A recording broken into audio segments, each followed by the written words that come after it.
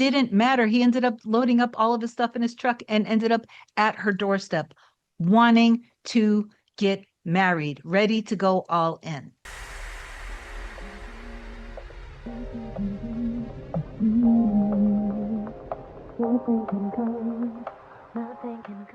Hey guys, welcome back to another video. In case you're new here, my name is Kim. This is Core Union. Today I want to talk about manifesting your specific person, mirror soul, true love, twin soul, twin flame, other half, soulmate, whatever you want to label the connection. I want to talk about manifesting them with confidence because there is a way that will be much easier for you. Your life won't feel like you're constantly in that furnace of affliction that we've talked about so many times on this channel. So that's what the topic is going to be of today. And before I get further into it, if you do love me, please do like, comment, share, and subscribe to the channel. It helps my channel grow. I really do appreciate you for that. If you want me to be your coach to help you manifest anything with your SP or anything else, I'm 100% sure that I can help you. But I will say you do have to help yourself. Email a short description to kim@coreunion.com. Go to the website, coreunion.com, book whatever you want. My scheduling assistant, Olga, will get back to you as soon as possible. That is something that I wanted to mention that came to me yesterday. When you sign up for any coaching with anybody, you have to actually follow what it is that they're giving you because you were attracted to them for a reason. If you refuse to do the inner work, I can't force you to do it. I can only lead you to it, and then it's up to you to do the inner work. This is for the rest of your life. It's not something that you're just learning to do now and then you're going to stop. So, if the inner work feels absolutely draining to you, then there's something in how you're doing the inner work that just needs a little tweaking. And most likely it is that you are technically speaking, not trusting in the process, not trusting what's in your heart and soul, not trusting this entire thing. So you're still potentially thinking from the old self-concept of just thinking in terms of time is linear, the 3D reality is what's real, and what's in my imagination is fake. You can still, of course, manifest a lot of things in your life because you've always been manifesting. Manifesting is literally manifesting. All manifesting means is the experience that you're having that's being revealed to you based off of your awareness, based off of your dominant awareness. That's all it is. Manifestation is simply the revelation. It's the revealing of, it's the solidified matter, the experience in the 3D of you. Your entire reality is you, showing you you. Your divine messengers are you, showing you what you believe about yourself and love, and in this kind of relationship, that kind of relationship, this and that. I actually want to tell you really quick, a quick story. I'm going to read a little bit, just a few lines from something with Neville Goddard, but how so recently you guys know I've been looking for a house for me and my mirror soul, and I got this really negative experience with one of the brokers. And then so we're going to call him Tyler for the sake of this video. We're just going to call him Tyler. This is what was so funny. I really thought I loved the property. I was like, this is it. This is the house. I was so excited about it. We started texting back and forth. The situation here was that he actually wasn't a real estate broker. He was selling the house himself. So it was like a for sale by owner. And he was relatively young. He was in his mid-20s, I think. So I'm asking him typical questions that you would ask a real estate agent. I've manifested multiple dream homes in my past before. I've bought and sold luxury homes before. I've had wonderful experiences with real estate brokers. So I know my self-concept is on point in those areas just because I've done it before. I have the money to buy the house. I'm ready. All of this great stuff. So everything is kind of in alignment. So now I find this house and I love it. And I think this is it. This is the one. So I'm communicating with Tyler and I'm starting to just ask him basic questions that you would ask any broker that's expected. And he's being a little immature, you know what? He's replying to me and he's like, oh, it was just ridiculous. It was one thing after another, after another, after another. And then he wasn't responsive with me. And then we're negotiating. And then we're picking the closing date. I'm working with my mortgage broker. It's like it was just all of this stuff. But he just had this awful attitude. And it was because I didn't realize it, but I had already started writing a story about him when I learned that he had no experience at all in selling a home, that he renovated it himself. And so there was just this story. Long story short, I had visited the area and I was looking at other properties. And then I think I texted him and I said something along the lines of, I'm in the neighborhood. If you're available, let me know and I'll come by and see the place. Because we hadn't actually come to an agreement yet. It was still kind of frustrating communicating with him. So he didn't get back to me. So I'm driving back home and I was feeling really frustrated and very angry towards him. So while I was driving, I started to do a little ho'oponopono because I realized I'm the one who's seeing this version of him. I'm telling a story about him. So whether this turns out to actually be the house for us or not, because I hadn't actually seen it in person physically, if I really want to this to be a serious contender, I have to overcome my story about him, or I may as well just forget about it. So I started to do Ho'oponopono. I literally started to bring him in my mind, even though I haven't met him in person. I did see a picture of him online. So I started to bring him into my mind while I'm driving. And I did Ho'oponopono with him and I apologized to him for whatever it was that however, I didn't even unintentionally, that's the whole idea. I unintentionally started writing a story about you and I'm really, really sorry. Please forgive me. And then I imagined him, saying, I'm sorry too, and this and that. And then I wasn't forcing affirmations. I imagined and I started saying, Tyler's so awesome. He's such a good communicator. He's so mature. He's amazing. I love our communication. He's so easy to work with.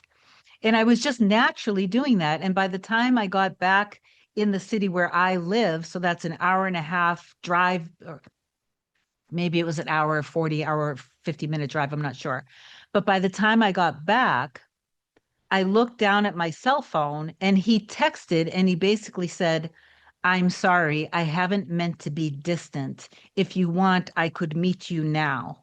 And I replied and I said, thank you, but it's too late. I'm also very tired, but I appreciate you. And then he explained he was working on some land work and he was in a trench or something digging, and that's why he wasn't responsive. But the fact that after and only after I did this inner work and seeing the best version of him and then naturally affirming for it. It wasn't like a forced thing. It was very natural. But in order for me to feel natural about it and not have any more resistance about it, I actually needed to bring him into my mind's eye and forgive myself and forgive him, to stop blaming him for being a little, immature or whatever. That was one of infinite versions of Tyler that I could experience. And this is the same thing with you, yourself, and every single person in your life. So anyway, as it turned out, I ended up going back. This probably was last weekend. And I drove by the property and I realized this is not our house. It just wasn't right for us. So I let the property go gladly and happily.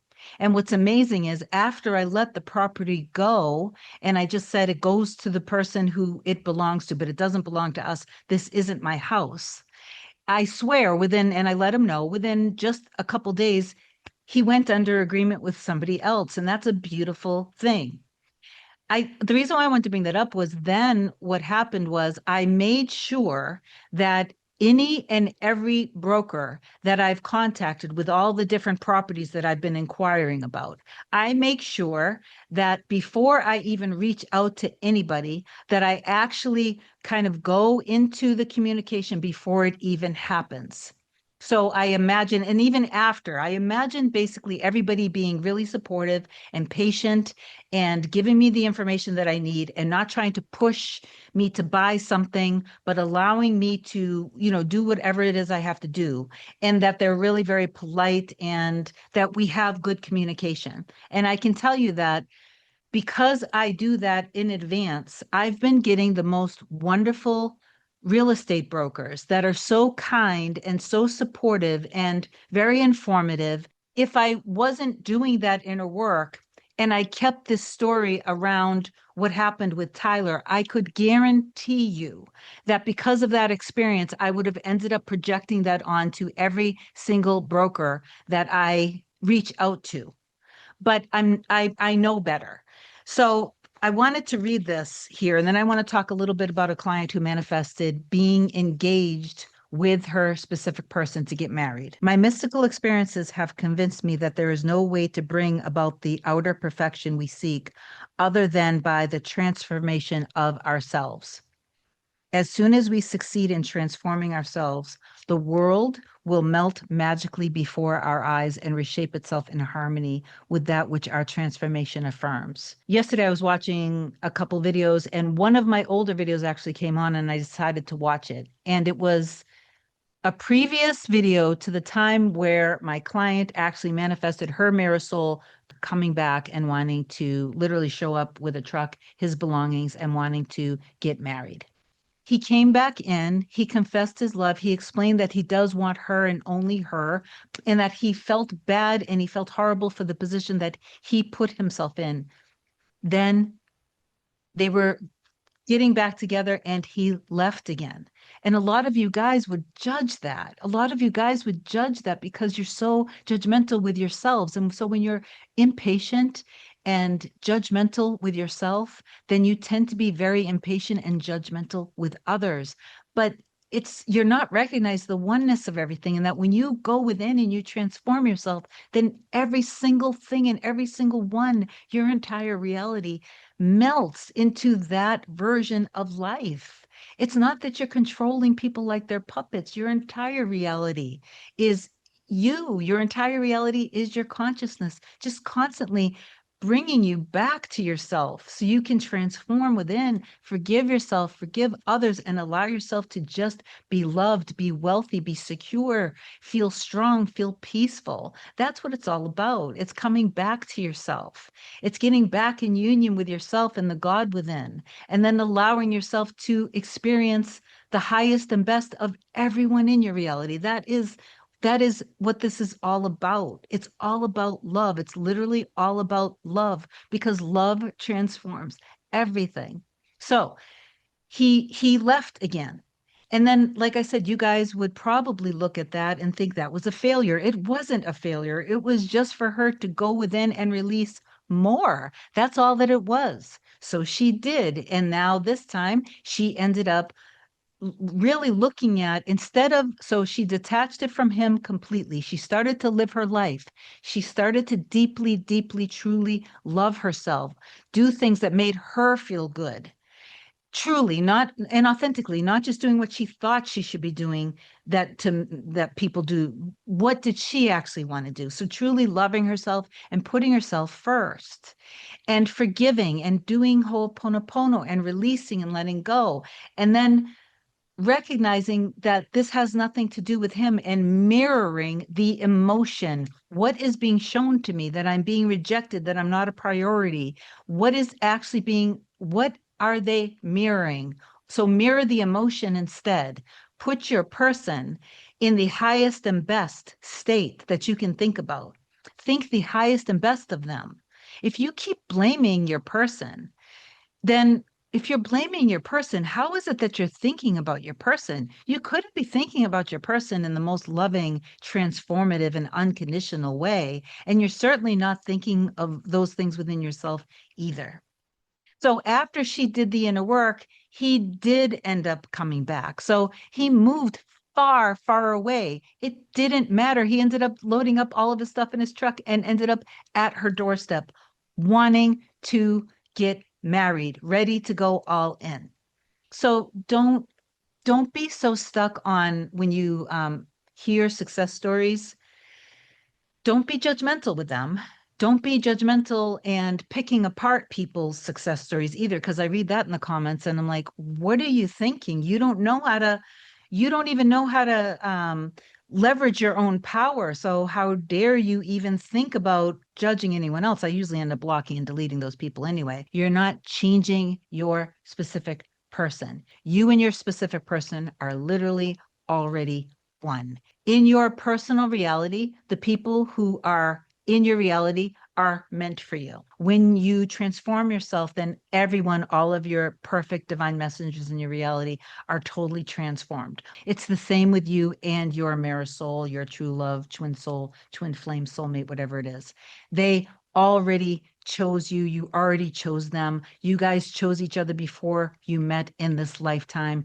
There are infinite destinies, and the destiny where the two of you guys are so happy in love and that you understand each other, you listen to each other, you respect each other, you are kind and nurturing with each other. You wake up feeling happy, feeling so secure that you're able to enjoy this beautiful life together.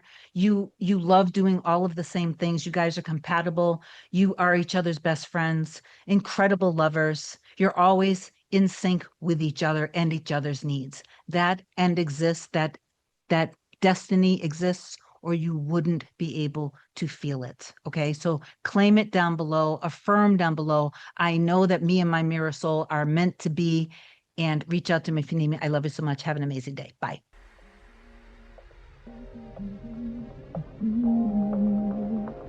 Nothing can come, nothing can come, nothing can come between us.